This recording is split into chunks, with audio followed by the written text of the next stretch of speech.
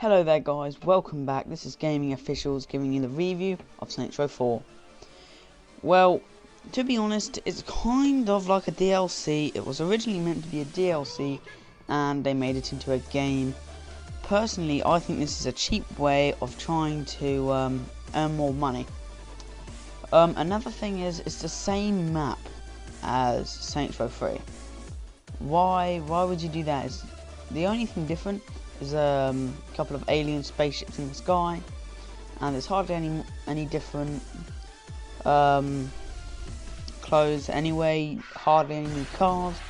And the thing that I really dealt with about it was the only way to get a jet in your garage is by getting a special edition. You have to get the Commander in Chief edition to even fly a jet or something. But the cars are useless and so are the jets. You might as well run to wherever that you want to go.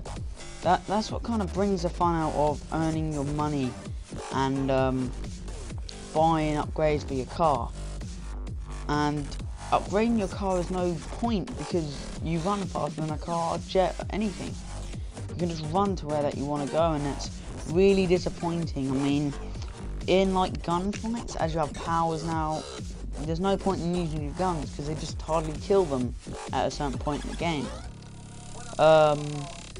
Yeah, it's really bad. This game was very much of a disappointment to me, as I was expecting something really fun, but it turned out to be really bad. So overpowered powers, I think. I mean, when you nearly get killed, you can just run away and jump somewhere and get away and hide for a couple of minutes. But that doesn't really matter. Well, it does, because it's a lot easier to win. And when I was actually playing the story, it's a very kind of interesting story. Not the best, but it is kind of interesting. But that's the only time that I was having fun with this game. And that's really disappointment. For an open world game, there's hardly anything different. There's a new gateway system which sucks. Sorry that I just hit my microphone there.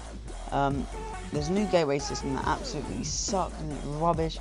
There's no point in it. And the only time when I was in the superpower area, it wasn't that fun, to be honest. It was kind of boring. But when I got to the normal area where you have no more powers or anything, it was actually a lot more fun. When I wasn't overpowered of all of these powers and everything, and when I didn't have powers, it felt like a kind of more of a challenge. I mean, it was easy, but it felt more of a challenge rather than jumping away and hiding. The powers are a good idea, but they're just not for a Saints Row game. They've added a couple more weapons, couple of more clothes. I don't think they added any more cars. I don't know.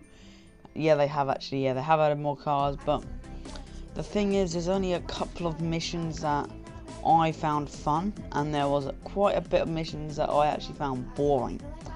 And the fact is that it's just not a fun game once you complete it. It's not worth full price. If you're going to buy it, I recommend you search around for that game for about £5, because that is more than what you should be paying for anyway. It is an indie game, basically. It's an indie game.